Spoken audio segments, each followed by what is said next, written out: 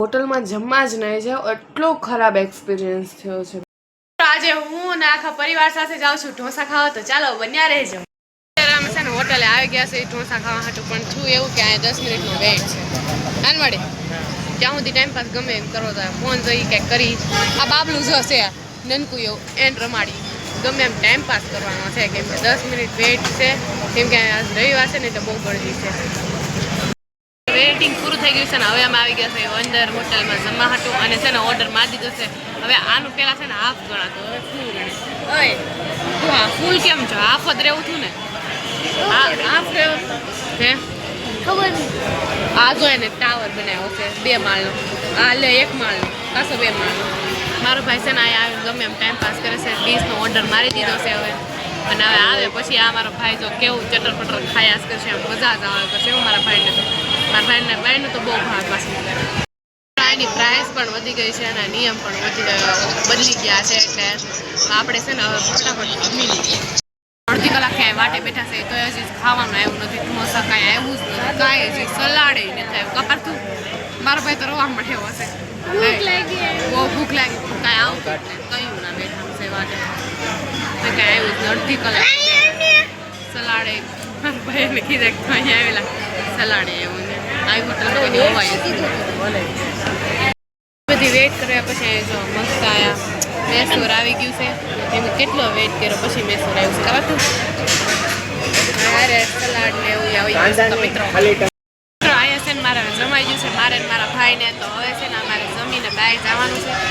બહાર હોટલની બહાર ઘડી વેઇટ કરવાનો છે, મમ્મી પપ્પા ખાય તેનો. અને છે ને આ થયું એવું કે હોટલમાં આવ્યા તો ખરી, પણ રવિવાર કોઈ દી ન હોવાય, કેમ કે ભાઈ રવિવાર અવાય ન હોવાય ને, કેમ કે અમારો બીજી વખત ખરાબ એક્સપિરિયન્સ છે રવિવારના દિવસે. રવિવાર ગળદી હોય એટલું હોય કે આપણે બહુ વેઇટિંગ કરવા પડે, સામાન સરખો જ ન હોય, એટલા માટે રવિવારે ન હોય. એની કરતાં તો છે ને આપણે આડે દઈએ ગયા હોય. મારા મમ્મી પપ્પા ખાય છે, કેવું લાગે ખાવાનું? ન મજા આવે. મારા મમ્મીનું કેવું સારું ન મજા આવે ખાવામાં, કેમ કે હું વેઇટ કરવા પડે ને ભૂખ મરી ગઈ. તો કાંઈ નહીં, હાલો આપણે ફટાફટ જમી તો લીધું છે ને બહાર બેસવાનું છે. અને છે ને આ તો મારા મમ્મીને જે ટમેટા જોતો તો મીડિયમ પેપર નહોતું થયું એનું આવ્યું હતું, એટલે મારા મમ્મીને એક્સપિરિયન્સ સાવ ખરાબ હશે. તો હવે કાંઈ નહીં, હાલો આપણે બહાર.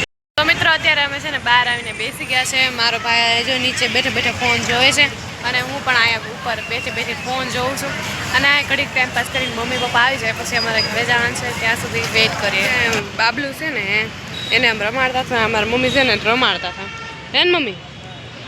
અને અમારા પપ્પા જો સાંજેથી બેઠા, હમણાં તાપી કાંઠાની મેળીમાં જવાનું છે ને,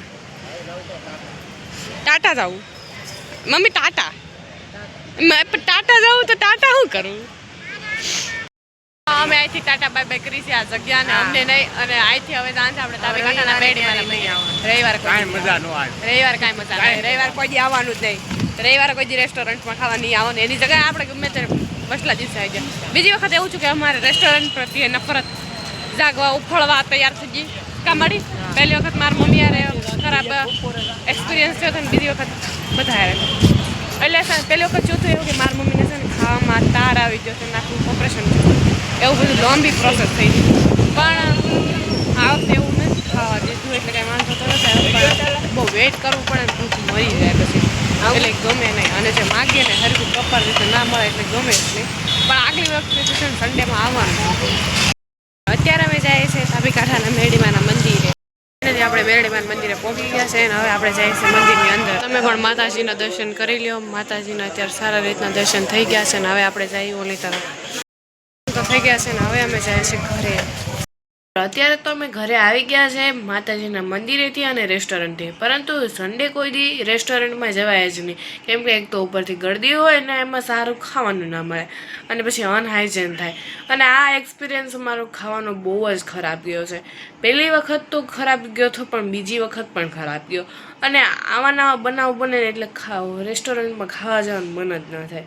એટલા માટે છે ને કોઈ દી રવિવારે રેસ્ટોરન્ટમાં જવાય જ નહીં. પણ મિત્રો આવો એક્સપિરિયન્સ તમારી હારે ના થાય એવું પણ ધ્યાન રાખજો. એટલા માટે તમે સન્ડે રેસ્ટોરન્ટમાં ના જતા. જાઓ તો વસલા દિવસે જાઓ, નકર જાવ જ નહીં. બને ત્યાં સુધી ઘરનું જ જમો, કેમ કે અમને તો એટલો ખરાબ એક્સપિરિયન્સ થયો છે ને કે અમને અત્યારે એવું મન થાય છે કે હવે ઘરનું જ જમે, બહાર જમવા જ નથી જાઓ.